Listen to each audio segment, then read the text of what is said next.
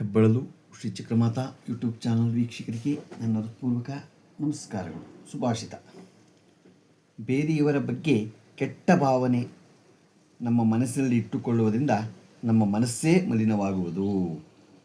ಗೊತ್ತಾಯ್ತಾ? ಬೇರೆಯವರ ಬಗ್ಗೆ ಕೆಟ್ಟ ಭಾವನೆ ಇಟ್ಕೋಬಾರ್ದು. ನಾವು ಯಾವಾಗಲೂ ನಮ್ಮ ಮನಸ್ಸು ಯಾವಾಗ ಮಲಿನ ಆಗುತ್ತೆ. ಗೊತ್ತಾಯ್ತಾ? ಯಾವಾಗಲೂ ಒಳ್ಳೆಯ ಭಾವನೆ ಇಟ್ಕೊಳ್ಳೋದನ್ನು ನಾವು ಕಲಿಬೇಕು. ಕೆಟ್ಟ ಭಾವನೆನ ಇನ್ನೊಬ್ಬರ ಬಗ್ಗೆ ಹೇಳ್ಬಾರ್ದು. ನೋಡಿದಲ್ಲಿ ಏನೋ ಒಬ್ಬರ ಬಗ್ಗೆ ಮಾತಾಡೋದು, ಇದು ಮಾಡೋದು, ಹಾಗೆ ನಾವು ಮಾಡೋಕ್ಕೆ ಹೋಗಬಾರ್ದು. ಇವತ್ತು ನಾವು ದಿನಪಂಚಾಂಗಕ್ಕಿಂತ ಮುಂಚೆ ಶಿವ ಮತ್ತು ಪಾರ್ವತಿಯ ದಿವ್ಯ ಸಂಗಮದ ಬಗ್ಗೆ ತಿಳ್ಕೊಳ್ಳೋಣ. ಬ್ರಹ್ಮಾಂಡದ ಅಮರ ಪ್ರೇಮ ಕಥೆ. ಸೃಷ್ಟಿಯ ಆದಿಕಾಲದಲ್ಲಿ ತಾರಕಾಸುರ ಎಂಬ ಭಯಾನಕ ಅಸುರರಾಜನು ತನ್ನ ಕ್ರೂರ ದೌರ್ಜನ್ಯದಿಂದ ದೇವಲೋಕವನ್ನು ನಡೆಸುತ್ತಿದ್ದನು. ಬ್ರಹ್ಮದೇವರಿಂದ ಪಡೆದ ವರದಾನದ ಪ್ರಕಾರ ಅವನನ್ನು ಸಂಹರಿಸಲು ಸಾಧ್ಯವಾಗುವುದು ಶಿವನ ಪುತ್ರನಿಂದ ಮಾತ್ರ. ಆದರೆ ಅದು ಅಸಾಧ್ಯವೆನಿಸಿತು. ಏಕೆಂದರೆ ತನ್ನ ಮೊದಲ ಪತ್ನಿ ಸತಿಯು ಆತ್ಮಾಹುತಿಯ ನಂತರ ಮಹಾದೇವನು ಲೋಕ ವ್ಯವಹಾರಗಳನ್ನೆಲ್ಲ ತ್ಯಜಿಸಿ ತೀವ್ರ ತಪಸ್ಸಿನಲ್ಲಿ ಲೀನನಾಗಿದ್ದನು. ಹಿಮಾಚ್ಛಾದಿತ ಕೈಲಾಸ ಪರ್ವತದ ಮೌನ ಶಿಖರಗಳ ಮೇಲೆ ಶಿವನು ಅಚಲ ಹಿಮಗಿರಿಯಂತೆ ಧ್ಯಾನಾಸಕ್ತರಾಗಿ ಕುಳಿತಿದ್ದನು. ವಿಶ್ವದ ಸಮತೋಲನವನ್ನು ಕದತೊಡಗಿದನು. ದೇವತೆಗಳು ಭಯದಿಂದ ಕಂಗಾಲಾದರು. ಆ ಸಮಯದಲ್ಲಿ ಹಿಮಾಲಯ ರಾಜ ಹಿಮವಂತ ಮತ್ತು ರಾಣಿ ಮೇನಾವತಿಯು ಪುತ್ರಿಯಾಗಿ ಪಾರ್ವತಿ ಜನ್ಮ ತಾಳಿದಳು. ಅವಳು ಸಾಮಾನ್ಯ ರಾಜಕುಮಾರಿಯೇ ಅಲ್ಲ, ಶಿವನ ಮೊದಲ ಪತ್ನಿ. ಸತಿಯು ಪುನರ್ಜನ್ಮವಾಗಿದ್ದಳು. ಬಾಲ್ಯದಿಂದಲೇ ಪಾರ್ವತಿಯು ಮನಸ್ಸು ಕೈಲಾಸನಾಥನ ಕಡೆ ಆಕರ್ಷಿಸಲಾಗಿತ್ತು. ಇತರ ಮಕ್ಕಳು ಆಟವಾಡುವಾಗ ಅವಳು ಮಣ್ಣಿನಿಂದ ಶಿವಲಿಂಗಗಳನ್ನು ಮಾಡಿ ಹೂವಿನಿಂದ ಪೂಜಿಸುತ್ತಿದ್ದಳು. ವಯಸ್ಸಾದಂತೆ ಅವಳ ಭಕ್ತಿ ಮತ್ತಷ್ಟು ಗಾಢವಾಯಿತು. ವಿವಾಹವಾಗುವುದಾದರೆ ಶಿವನನ್ನೇ ಎಂದು ಸಂಕಲ್ಪವನ್ನು ಕೈಗೊಂಡಳು. ತನ್ನ ಮಗಳ ಭಕ್ತಿಯನ್ನು ಕಂಡು ಹಿಮವಂತನು ಪಾರ್ವತಿಯನ್ನು ಕೈಲಾಸಕ್ಕೆ ಕರೆದುಕೊಂಡು ಹೋದನು. ಅಲ್ಲಿ ಶಿವನು ಗಾಢ ಸಮಾಧಿಯಲ್ಲಿ ಕುಳಿತಿದ್ದನು. ಪಾರ್ವತಿ ಶಿವನ ಸೇವೆ ಮಾಡಲು ಅನುಮತಿ ಕೇಳಿದಳು. ಶಿವನು ಮೌನವಾಗಿ ಒಪ್ಪಿಗೆ ನೀಡಿದನು. ದಿನಗಳು ಕಳೆದವು.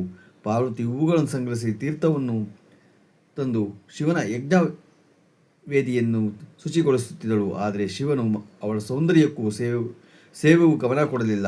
ಅವನ ಮನಸ್ಸು ಪರತತ್ವದಲ್ಲಿ ಲೀನವಾಗಿತ್ತು. ದೇವತೆಗಳು ಆತಂಕಗೊಂಡರು. ತಾರಕಾಸುರನು ಸಂಹಾರಕ್ಕಾಗಿ ಶಿವನ ವಿವಾಹ ಅಗತ್ಯವಾಗಿತ್ತು. ಆಗ ಇಂದ್ರನು ಕಾಮದೇವನ ಸಹಾಯ ಕೇಳಿದನು. ವಸಂತ ಋತುವಿನೊಂದಿಗೆ ಕಾಮದೇವನು ಕೈಲಾಸಕ್ಕೆ ಬಂದನು.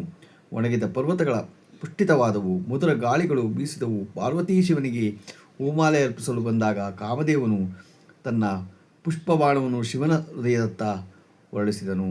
ಕ್ಷಣ ಮಾತ್ರಕ್ಕೆ ಶಿವನು ಕಣ್ಣುಗಳು ತೆರೆದವು. ಅವನ ದೃಷ್ಟಿ ಪಾರ್ವತಿಯ ಮೇಲೆ ಬಿದ್ದಿತು. ಆದರೆ ತಕ್ಷಣವೇ ಅವನಿಗೆ ಇದು ಹೊರಗಿನ ಪ್ರಭಾವ ಎಂದು ತಿಳಿದು ಭಾರೀ ಕೋಪ ಉಂಟಾಯಿತು. ಅವನು ತನ್ನ ಮೂರನೇ ಕಣ್ಣನ್ನು ತೆರೆಯುತ್ತಿದ್ದಂತೆ ಹೊರಬಂದ ಅಗ್ನಿಜ್ವಾಲೆ ಕಾಮದೇವನನ್ನು ಕ್ಷಣಾರ್ಧದಲ್ಲಿ ಭಸ್ಮಗೊಳಿಸಿತು. ಶಿವನು ಅಲ್ಲಿಂದ ಅಂತರ್ಧಾನನಾದನು. ಪಾರ್ವತಿ ದುಃಖದಿಂದ ಒಂಟಿಯಾಗಿಬಿಟ್ಟಳು. ಆದರೆ ಪಾರ್ವತಿ ಹಿಂಜರಿಯಲಿಲ್ಲ. ಶಿವನನ್ನು ಗೆಲ್ಲಬೇಕಾದರೆ ಭೌತಿಕ ಸೌಂದರ್ಯದಿಂದಲ್ಲ, ಭಕ್ತಿಯಿಂದ ಮಾತ್ರ ಎಂದು ಅವಳು ಅರಿತುಕೊಂಡಳು. ಅರಮನೆಯ ವೈಭವವನ್ನು ತ್ಯಜಿಸಿ ಮರದ ತೊಗಟೆಯ ವಸ್ತ್ರ ಧರಿಸಿ ಕಾಡಿಗೆ ತೆರಳಿದಳು. ಅಲ್ಲಿ ಅವಳು ಭಯಾನಕ ತಪಸ್ಸು ಆರಂಭಿಸಿದಳು. ಮೊದಲು ಫಲಹಾರದಿಂದ ಬದುಕಿದಳು. ನಂತರ ಬಿದ್ದ ಎಲೆಗಳನ್ನು ಮಾತ್ರ ಸೇವಿಸತೊಡಗಲು ಕೊನೆಗೆ ಎಲೆಗಳನ್ನು ತ್ಯಜಿಸಿ ಗಾಳಿಯನ್ನೇ ಆಹಾರವಾಗಿ ಮಾಡಿಕೊಂಡಳು. ಬೇಸಿಗೆಯಲ್ಲಿ 4 ಕಡೆ ಬೆಂಕಿ ಹಚ್ಚಿಕೊಂಡು ಮಧ್ಯದಲ್ಲಿ ಕುಳಿತಳು. ಮಳೆಗಾಲದಲ್ಲಿ ಮಳೆಯಲ್ಲಿ ನಿಂತಳು. ಚಳಿಗಾಲದಲ್ಲಿ ಹಿಮದಲ್ಲಿ ಕುತ್ತಿಗೆಯವರೆಗೂ ಮುಳುಗಿ ಶಿವನ ನಾಮಜಪದ ಮಾಡುತ್ತಿದ್ದಳು. ಅವಳ ತಪಸ್ಸಿನ ಉಷ್ಣತೆಯಿಂದ ದೇವಲೋಕವೇ ತಲ್ಲಣಗೊಂಡಿತು. ಪಾರ್ವತಿಯು ಭಕ್ತಿಯಿಂದ ಸಂತುಷ್ಟನಾದ ಶಿವನು ಅವಳ ಪರೀಕ್ಷಿಸಲು ಯುವ ಬ್ರಾಹ್ಮಣರಾದ ವೇಷದಲ್ಲಿ ಬಂದನು. ನೀನು ಏಕೆ ಆ ಭಸ್ಮಧಾರಿ ಸ್ಮಶಾನವಾಸಿ ಸರ್ಪಾವರಣಧಾರಿ ಯೋಗಿಯನ್ನು ವಿವಾಹವಾಗಲು ಬಯಸುತ್ತೀಯಾ ಎಂದು ಅವನು ಕೇಳಿದನು. ಇದನ್ನು ಕೇಳಿ ಪಾರ್ವತಿಯು ಕಣ್ಣುಗಳಲ್ಲಿ ಕೋಪ ಒತ್ತಿಕೊಂಡಿತು. ನೀನು ಶಿವನ ಮಹಿಮೆಯನ್ನು ಅರಿಯಲಾರೆ. ಅವನು ಬ್ರಹ್ಮಾಂಡದ ಆದಿ ಅಂತ್ಯ, ಲೋಕದ ಎಲ್ಲ ಐಶ್ವರ್ಯಗಳಿಗಿಂತಲ್ಲ ಅವನು ಚರಣಧೂಳಿಯೇ ಶ್ರೇಷ್ಠ ಎಂದು ಉತ್ತರಿಸಿದಳು. ಆ ಕ್ಷಣವೇ ಬ್ರಾಹ್ಮಣ ರೂಪ ಕರಗಿ ಶಿವನು ತನ್ನ ನಿಜ ಸ್ವರೂಪದಲ್ಲಿ ಪ್ರತ್ಯಕ್ಷನಾದನು. ಪಾರ್ವತಿ, ನಿನ್ನ ಭಕ್ತಿಗೆ ನಾನು ಸೋತಿದ್ದೇನೆ ಎಂದು ಅವಳ ಕೈ ಹಿಡಿದು ಹೇಳಿದನು. ಪಾರ್ವತಿ ಆನಂದ ಬಾಷ್ಪಗಳಿಂದ ತುಂಬಿಬಿಟ್ಟಳು. ಅನಂತರ ಭವ್ಯ ವಿವಾಹ ಸಿದ್ಧತೆ ಆರಂಭವಾಯಿತು. ಶಿವನ ಮದುವೆ ಮೆರವಣಿಗೆ ಅಪೂರ್ವವಾಗಿತ್ತು. ದೇವತೆಗಳು, ಋಷಿಗಳು, ಗಂಧರ್ವರು ಮಾತ್ರವಲ್ಲದೆ ಭೂತಗಳು, ಪ್ರೇತಗಳು, ಪಿಶಾಚಿಗಳು, ಕಾಡು ಮೃಗಗಳು ಎಲ್ಲರೂ ಸೇರಿದ್ದರು. ಭಸ್ಮ ಧರಿಸಿದ ಶಿವನು ನಂದಿಯ ಮೇಲೆ ಕುಳಿತು ಬಂದನು. ಈ ವಿಚಿತ್ರ ಮೆರವಣಿಗೆಯನ್ನು ಕಂಡು ಮೇನಾವತಿ ಬಿಚ್ಚಿಬಿದ್ದು ಮೂರ್ಛೆ ಹೋದಳು. ನನ್ನ ಮಗಳು ಇವನೊಂದಿಗೆ ಹೇಗೆ ಬರುತ್ತಾಳೆ ಎಂದು ಒಳಗೊಡತೊಡಗಿದಳು. ಅದನ್ನು ಕಂಡ ಶಿವನು ತನ್ನ ದಿವ್ಯ ರೂಪವನ್ನು ತೋರಿಸಿದನು. ಕೋಟಿ ಸೂರ್ಯನ ಹೊಳಪಿನಂತೆ ಪ್ರಕಾಶಮಾನವಾದ ಚಂದ್ರಶೇಖರ ರೂಪದಲ್ಲಿ ಅವನು ಕಾಣಿಸಿಕೊಂಡನು. ಮೇನಾವತಿ ಶಿವನ ಪರಮ ಮಹಿಮೆಯನ್ನು ಅವಳು ಅರಿತು ಸಂತೋಷದಿಂದ ವಿವಾಹಕ್ಕೆ ಒಪ್ಪಿಗೆ ನೀಡಿದಳು. ಬ್ರಹ್ಮದೇವನು ಪೂಜಾರಿಯಾಗಿ, ವಿಷ್ಣುವು ಪಾರ್ವತಿಯ ಸಹೋದರಾಗಿ ವಿವಾಹವನ್ನು ನೆರವೇರಿಸಿದರು. ಹಿಮಾಲಯ ರಾಜನ ಅರಮನೆ ಪುಷ್ಪಗಳಿಂದ, ದೀಪಗಳಿಂದ ಅಲಂಕರಿಸಲ್ಪಟ್ಟಿತು.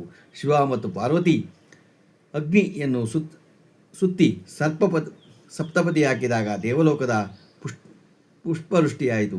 ಗಂಧರ್ವ ಗಾಯನ ಮಾಡಿದರು, ಅಪ್ಸರರು ನೃತ್ಯ ಮಾಡಿದರು. ಇದು ಕೇವಲ ವಿವಾಹವಲ್ಲ, ಪುರುಷ ಮತ್ತು ಪ್ರಕೃತಿಯ ದಿವ್ಯ ಸಂಗಮವಾಗಿತ್ತು.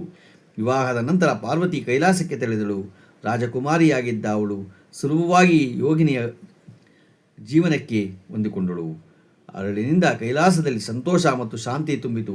ಶಿವ ಮತ್ತು ಪಾರ್ವತಿಯ ಸಂಭಾಷಣೆಗಳ ನಂತರ ಅವರು ಶಾಸ್ತ್ರಗಳನ್ನು ಪ್ರಸಿದ್ಧಿ ಮಾಡಿದರು. ಈ ದಿವ್ಯ ದಂಪತಿಗಳಿಂದ ಕಾರ್ತಿಕೇಯನು ಜನಿಸಿ ತಾರಕಾಸುರನ ಸಂತಾನ ಮಾಡಿದರು. ನಂತರ ಗಣೇಶನು ಜನಿಸಿ ಲೋಕಕ್ಕೆ ವಿಘ್ನ ನಿವಾರಕನಾದನು. ಹೀಗೆ ಶಿವ ಪಾರ್ವತಿಯು ದಿವ್ಯ ಸಂಗಮವು ವಿಶ್ವದ ಶಾಶ್ವತ ಸಮಾಧಾನ, ಪ್ರೀತಿ ಮತ್ತು ಮಂಗಳಿಂದ ಸಂಕೇತಗೊಳಿತು. ಗೊತ್ತಾಯ್ತಾ? ನಾವು ಯಾವುದು ಅಮರ ಪ್ರೇಮ ಕಥೆ, ಇದನ್ನೆಲ್ಲ ಭಕ್ತಿ ಮತ್ತು ತ್ಯಾಗದಿಂದ ನಾವು ಇದನ್ನು ಮಾಡ್ಕೋಬೇಕು. ನಾವು ಯಾವಾಗಲೂ ಒಂದು ಯಾವುದೇ ಅದು ದುಡ್ಡು, ಕಾಸು, ಇದು ಅವನ ರೂಪ, ಇದು ಏನೂ ನೋಡಲಿಲ್ಲ ಅವಳು.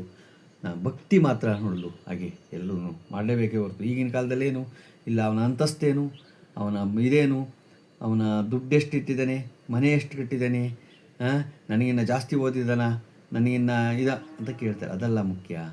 ಗೊತ್ತಾಯ್ತಾ? ಬದುಕೋದು ಮುಖ್ಯ. ಒಳ್ಳೆಯ ರೀತಿ ಅದನ್ನು ತೋರಿಸ್ಕೊಟ್ಟಿದ್ದಾರೆ ಹಿಂದೆನೇ. ಇವಾಗ ನಾವು ದಿನಪಂಚಾಂಗವನ್ನು ತಿಳ್ಕೊಳ್ಳೋಣ. ದಿನಾಂಕ 6/6/2026 ಶನಿವಾರ, ಶ್ರೀ ಫಲಾಭವನಾಮ ಸಂವತ್ಸರ, ಉತ್ತರಾಯಣ, ಅಧಿಕ ಜ್ಯೇಷ್ಠ, ತಿಥಿ ಷಷ್ಠಿ, ರಾತ್ರಿ 9:48, ನಕ್ಷತ್ರ ಧನಿಷ್ಠ, ರಾತ್ರಿ 3:44, ಮಳೆ ರೋಹಿಣಿ, 4ನೇ ಪಾದ, ರಾಹುಕಾಲ 9:10ರಿಂದ 10:46, ಗುಳಿಕ ಕಾಲ 5:57ರಿಂದ 7:14, ಯಮಗಂಟ ಕಾಲ 1:58ರಿಂದ 3:34. ಇವತ್ತು ಯಾರು ಹುಟ್ಟುಹಬ್ಬ ಆಚರಣೆ ಮಾಡ್ಕೊತಿದ್ರು, ಮದುವೆಯಾದ ದಂಪತಿಗಳು ವಾರ್ಷಿಕೋತ್ಸವ ಆಚರಣೆ ಮಾಡ್ಕೊತಿರೋರಿಗೆ ನಮ್ಮ ಹೆಬ್ಬಳೂರು ಶ್ರೀ ಚಕ್ರಮಾತಾ ಯೂಟ್ಯೂಬ್ ಚಾನಲ್ ಕಡೆಯಿಂದ ಶುಭಕಾಮನೆಗಳನ್ನು ತಿಳಿಸ್ತೀವಿ. ದೇವರು ಅವರಿಗೆ ಆಯಸ್ಸು, ಆರೋಗ್ಯ, ಐಶ್ವರ್ಯ ಎಲ್ಲ ಕೊಟ್ಟು ಕಾಪಾಡಲಿ ಅಂತ ಕೇಳ್ಕೊತೀನಿ. ನಮ್ಮ ಹೆಬ್ಬಳೂರು ಶ್ರೀ ಚಕ್ರಮಾತಾ ಯೂಟ್ಯೂಬ್ ಚಾನಲ್ ಯಾರು ಸಬ್ಸ್ಕ್ರೈಬ್ ಆಗಿರೋದು ಮಾಡಿ, ಸಬ್ಸ್ಕ್ರೈಬ್ ಆಗಿ ಲೈಕ್ ಕೊಡಿ. ಇದು ನಿಮ್ಮದೇ ಚಾನಲ್ ಆಗಿರೋದ್ರಿಂದ ನಮ್ಮ ಲಿಂಕನ್ನು ಬೇರೆ ಫಾಲೋ ಮಾಡಿ. ನಮಸ್ಕಾರಗಳು.